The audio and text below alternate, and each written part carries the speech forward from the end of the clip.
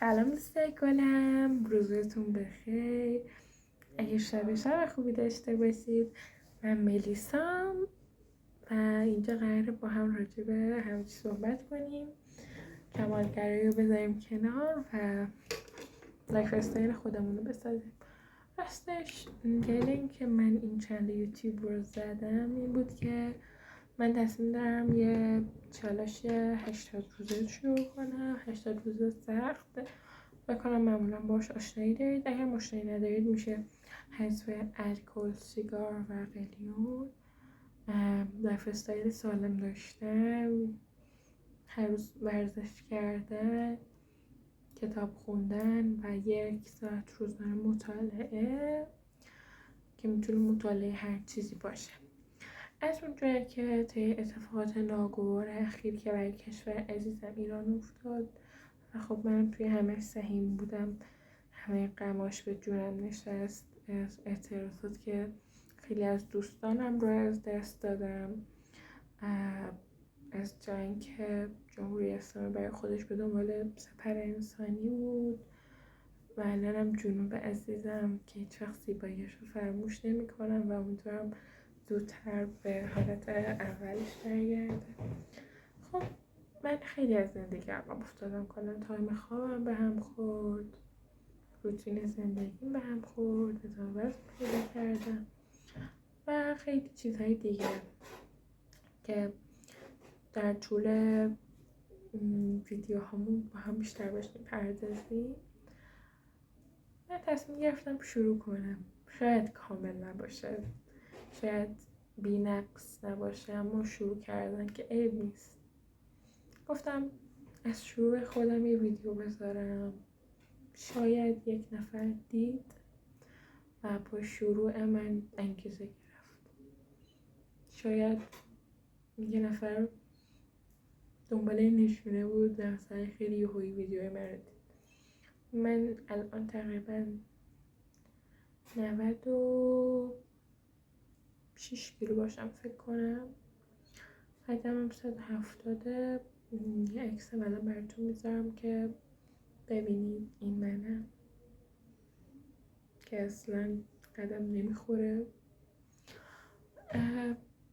خیلی سخته برام وقتی که میرم بیرون نمیتونم درسته مورد علاقه بخرم.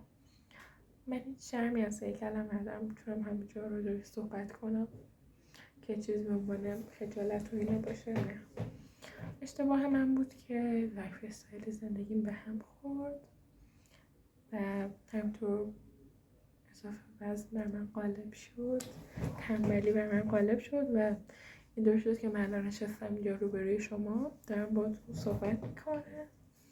خب ما هر بارم یه چالش 80 روزه انجام بدیم. اگر که شما هم دوست داشتید و توی جنگ کلا روتین زندگیتون به هم خورد، خیلی خوشحال میشم که همراه من باشید. نمیدونم تا اینجای ویدیو رو چند نفرتون دیدید، شاید اصلا 1 نفر یا 2 نفر ویدیو رو کلا دیده باشن. خیلی ممنونم ازتون. اما خب خواستم بگم که متشکرم. قراره که کلا روند این پروسه رو براتون بذارم، از سختیاش بگم، اینکه توی این شرایط که هنوز نگرانی‌های لحظه‌ای هست چقدر میتونه سخت باشه تغییر. اینکه امکان این هست که دوباره نت‌ها رو قطع کنن، دوباره جوان‌های زیادی رو از دست بدیم، خانواده‌های زیادی داغدار شن، سر بیگناه بالای دار بره و خیلی چیزهای دیگه. اما خب هر اتفاقی که بیفته قراره با هم دیگه شیر کنیم. میتونید با من از طریق چنل تلگرامم که اینجا میذارم براتون در ارتباط باشید. لینکش هم براتون توی کاپشن ویدیو می نویسم و این هم پیج اینستاگرامم هست که یکیش پیج هنریمه، یکم پیج شخصیمه. هر کدومی که دوست داشتید فکر کردید ممکنه به دردتون بخوره.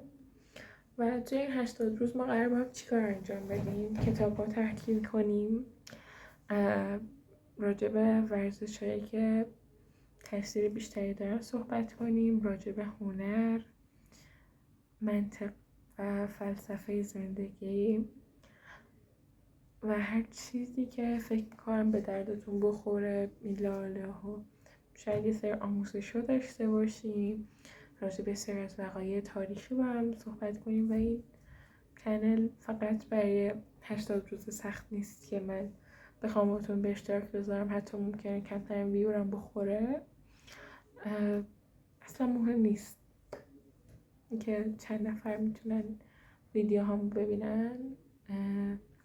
فقط امیدوارم حتی اگر یک نفرم ویدیو همو ببینه یه تلنگری، یک چیز مفیدی توی ویدیو همش وجود داشته باشه و در کل ویدیوهای من ویدیوهای بی محتوا نباشن. و اینکه آخر حرفمو بزنم، حرفمو جمع کنم دیگه، سرتون رو درد نیارم. ما قراره با هم 80 روز سخت رو بگذرونیم. اگر شما هم دوست داشتید توی این راه با من همراه باشید، صبح من براتون اینجا یا استوری میذارم یا ریلز کوتاه تو اینستاگرام استوری میکنم. بعد صبحای زودتر باید بیدار شیم. من خودم الان به شخصه چون تایم خوابم به هم ریخته 3-4 شب میخوابم، 5 و 6 بعد از ظهر بیدار میشم. قرار صبحای زودتر باید بیدار شیم، سبک غذا خوردنمون رو سالم کنیم بدون الکل، سیگار و قلیون باشیم. جونم براتون بگه که مطالعه داشته باشیم، ورزش کنیم و روزی 1 ساعت درس بخونیم. خب بچه‌ها، من درسم به چند تا از دوستام که الان دیگه بینمون نیستن قول داده بودم که یه روزی آیلتس بگیرم. یعنی یکی از اهداف مشترکم با یکی از دوستان که الان دیگه نیست و کنارمون وجود نداره این بود که آیلتس بگیریم جفتمون. خیلی برنامه ریخته بودیم، هم اشکال نداره. من چون بهش قول دادم باید تنها این کار انجام بدم و بخاطر همین دلیل نتونستم بخونم که خورده اون رفت، من تنها موندم. همیشه با هم میخوندیم، الان مجبورم تنها بخونم. امیدوارم روح در آرامش باشه عزیز دلم. و میخوایم زبان بخونیم، کتابای خوب بهتون معرفی کنم، قراره با هم موسیقی خوب گوش بدیم، هنر خوب رو بشناسیم و هر چیزی که یک انسان فاخر و ارزشمند باید بدونه. دوستتون دارم. اگر که دوست داشتید در این راه همراه من باشید، کانال یوتیوب من رو سابسکرایب کنید، لایک کنید و عزیز دل منید. خدا نگهدار تا ویدیوی بعدی.